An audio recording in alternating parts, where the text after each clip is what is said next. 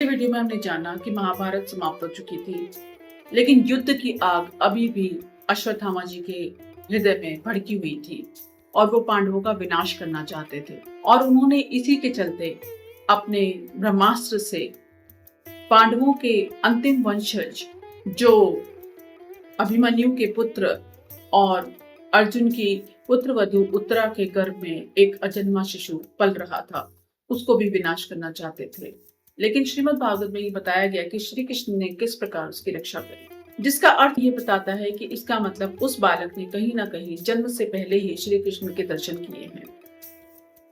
तो ऐसे बच्चे का जिसने ऑलरेडी भगवान के दर्शन किए हुए हैं, उसके बाद उसका जीवन कैसा रहा होगा धरती पर? क्या उसका कोई दिव्य अनुभव रहा? और अगर था तो मनुष्य के शरीर में आते ही वो सब कुछ कैसे भूल गया? यहाँ पे मैं आपसे एक छोटा सा सवाल करना चाहूंगी। क्या आपने कभी सोचा है कि कभी कभी रात का देखा हुआ कोई सपना जो आपने नींद में देखा हो, वो सुबह सुबह इतना रियल लगता है कि जैसे सचमुच में आप उसे जी रहे हैं और उसका प्रभाव, उसका एक्सपीरियंस दिन भर बना रहता है?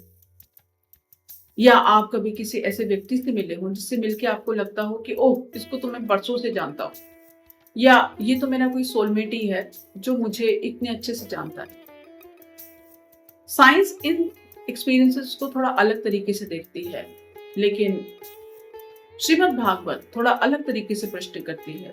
श्रीमद् भागवत और सनातन स्क्रिप्चर्स हमें इस बात पे रिफ्लेक्ट करने के लिए कहते हैं कि क्या मनुष्य अपने साथ पहले की कोई संस्कार या कोई ब्लूप्रिंट लेकर के आता है? चिंता मत कीजिए, हम इसका उत्तर नहीं खोजेंगे इस वीडियो में। हम केवल ये देखेंगे कि श्रीमद् भागवत इस बारे में क्या कहते हैं। राजा परीक्षित के जन्म के बारे में आप कैंटो 1 में पढ़ सकते हैं, चैप्टर 8 एंड चैप्टर 12 में, स्पेशली चैप्टर 12 में, जहाँ पे ये बताया गया कि जब उनका जन्म हुआ, उनके तेज, उनके गुण और उनकी भविष्य को देखते हुए ब्राह्मणों ने ये भविष्यवाणी कर दी थी कि ये कोई साधारण बालक नहीं है, बहुत तेजस्वी बालक है। लेकिन सबसे इंटरेस्टिंग बात उनके नाम को लेकर ही कही गई, जो कि श्रीमद् भागवत के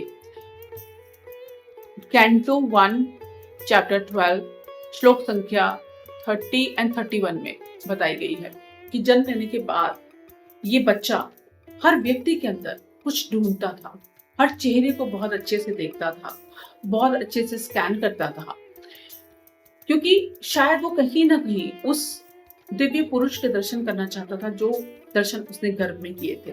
यानी कि वो इस संसार में आके श्री कृष्ण को ढूंढ रहा था और वो उन्हीं के दर्शन किसी ना किसी रूप में पाना चाह रहा था, इसलिए वो हर जगह पर उनका स्वरूप खोजता था। और शायद क्योंकि वो बाहर देखने का खोजी हो गया था, इसलिए उसका नाम परीक्षित पड़ा।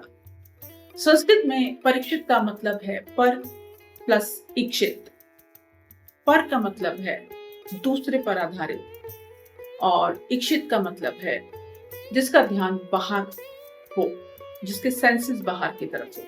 वो व्यक्ति जो अधिकतर अपने से बाहर देखता हो, अपने सेंसेस को यूज करके बाहर की तरफ देखता हो, वो व्यक्ति इक्षित कहला जाता है। और पर इक्षित का मतलब है जो दूसरे की तरफ, बाहर की तरफ देखता हो, यानी कि वो भीतर नहीं देखता, बाहर की तरफ देखता है।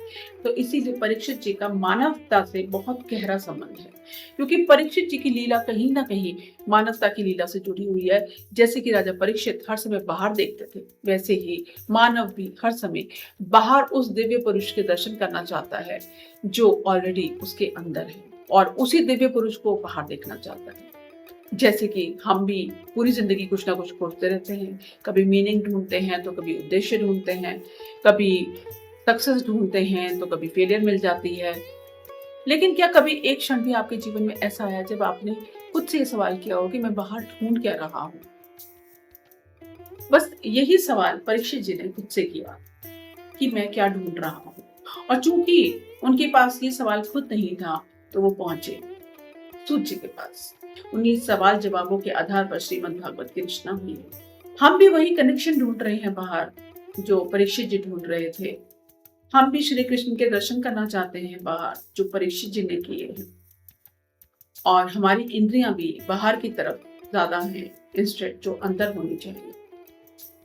पर जिसे अंदर पाना है उसे बाहर कैसे पा सकते हैं, ये भी सोचने की बात है। लेकिन प्रॉब्लम ये है कि हमें किसी ने बताया ही नहीं कि जिसे हम बाहर ढूंढ रहे हैं वो तो अंदर ही है। इसीलिए आज भी खोज बाहर ही जारी है, अंदर तो कोई देखता ही नहीं, दिशा का ज्ञान ही नहीं है, और हम जीवन भर उस दिव्य पुरुष की खोज करते रहते हैं। और क्योंकि वो दिव्य पुरुष ही हमारी खुशी है, वो दिव्य पुरुष ही हमारे जीवन में संतोष, शांति और खुशी लेके आ सकता है। और जब तक वो खुशी नहीं होती तब तक हम चीजों में खुशियां ढूंढते रहते हैं। कभी मोबाइल में खुशियां ढूंढेंगे तो कभी गाड़ी में, कभी गाड़ी नहीं तो कभी घर नहीं तो कभी बच्चे नहीं तो कभी स्पाउसेस, पर हम खुशी बाहर ही ढूंढ रहे हैं। लेकिन प्रॉब्लम यह है कि खोज वही की वही रहती है, क्योंकि हम गलत जगह ढूंढ रहे हैं।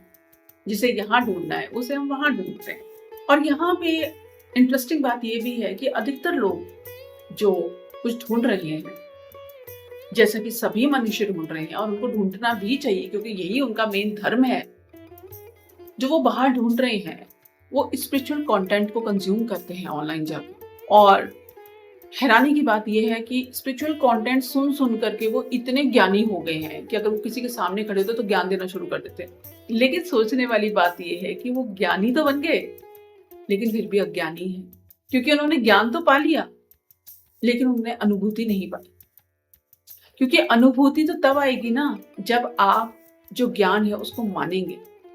आपने ज्ञान तो ले लिया पर ज्ञान को माना तो नहीं। अगर ज्ञान में कहा गया कि आपको माफ करना है, क्षमा करना है, तो क्या आप क्षमा करते हैं? अगर ज्ञान में, शास्त्रों में कहा गया है कि आपको क्रोध पर नियंत्रण रखना है, तो क्या आप क्रोध पर नियंत्रण रख रहे हैं? क्योंकि गुरुओं ने कहा है कि ज्ञान पाना नहीं है, ज्ञान अपनाना है। पर फिर भी हम खोजने लगे हुए हैं बाहर की तरफ। और कहीं ना कहीं यही एक टाइम साइकिल है, कहीं ना कहीं यही एक लाइफ साइकिल है जिसे हम घूमते रहते हैं लेकिन बाहर आने की कोशिश नहीं करते।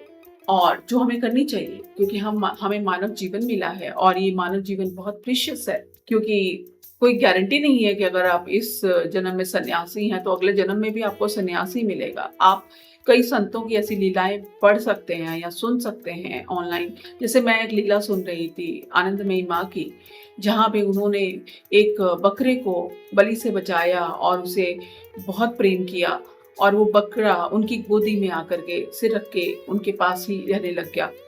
फिर एक दिन माँ ने उसके ऊपर अपना कंबल डाला, और वो कंबल उन्होंने इसलिए डाला क्योंकि माँ ने कहा कि ये पिछले जन्म में सन्यासी था और कंबलधारी था, तो इस जन्म में भी इसके पास कंबल होना चाहिए।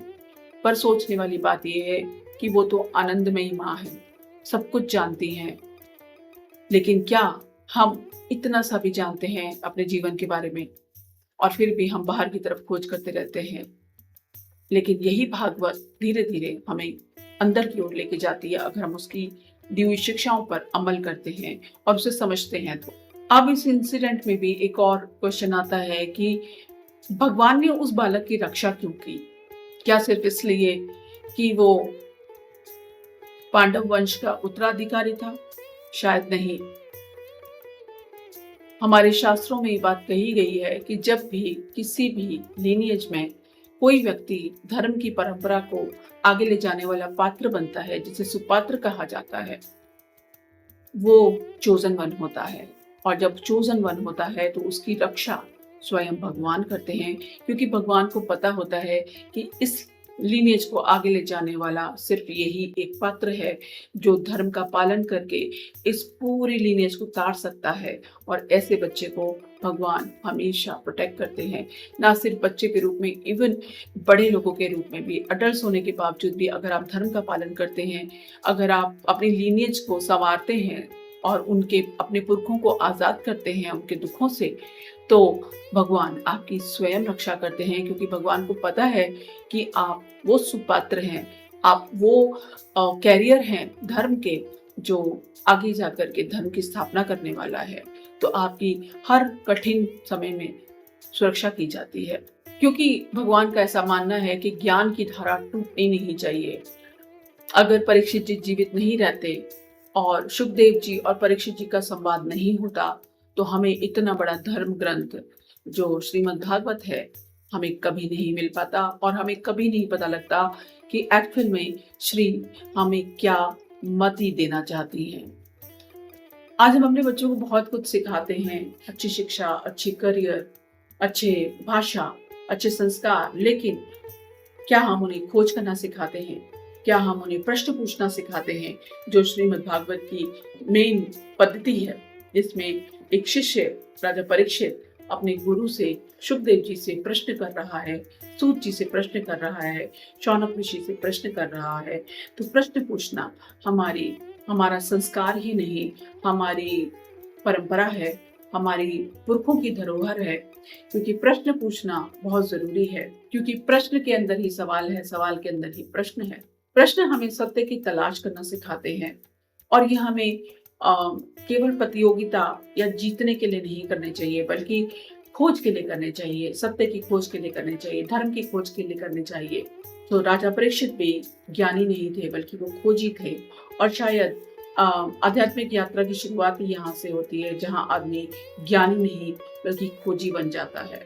आज आप भी इसी समय अपनी लाइफ पे रिफ्लेक्ट करके ये सोच सकते हैं कि आप अपने जीवन में क्या खोज रहे हैं, और अगर आप खोज रहे हैं तो क्या आप जो प्रश्न पूछ रहे हैं वो सही है, और आपका ध्यान कहाँ है, परीक्षित जी की तरह बाहर या अंदर।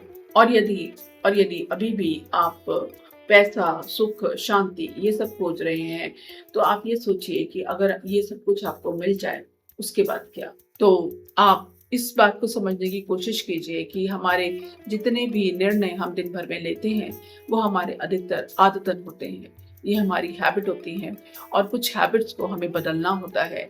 क्योंकि हम कुछ चीज़ें सिर्फ समझ से नहीं, विवेक शक्ति से नहीं, बल्कि सिर्फ हैबिट के कारण ही करते हैं। जैसे कि हम खाना खाते हैं, कई बार भूख नहीं होती लेकिन फिर भी हम खाना खाते हैं, क्योंकि हमें लगता है कि हमें खाना खाना चाहिए, ये समय है खाना खाने का, पर हमें भूख नहीं है पर हम खाते हैं। अब यही कहानी राजा परीक्षित जी की एक नया मोड़ लेती है, जहाँ पे वो जाकर के एक दिन कलयुग से मिलते हैं। राजा परीक्षित जी जो बच्चे थे अब वो बड़े हो गए हैं, वो एक आदर्श राजा हैं, लेकिन फिर भी एक दिन वो जाकर के कलयुग से टकरा जाते हैं।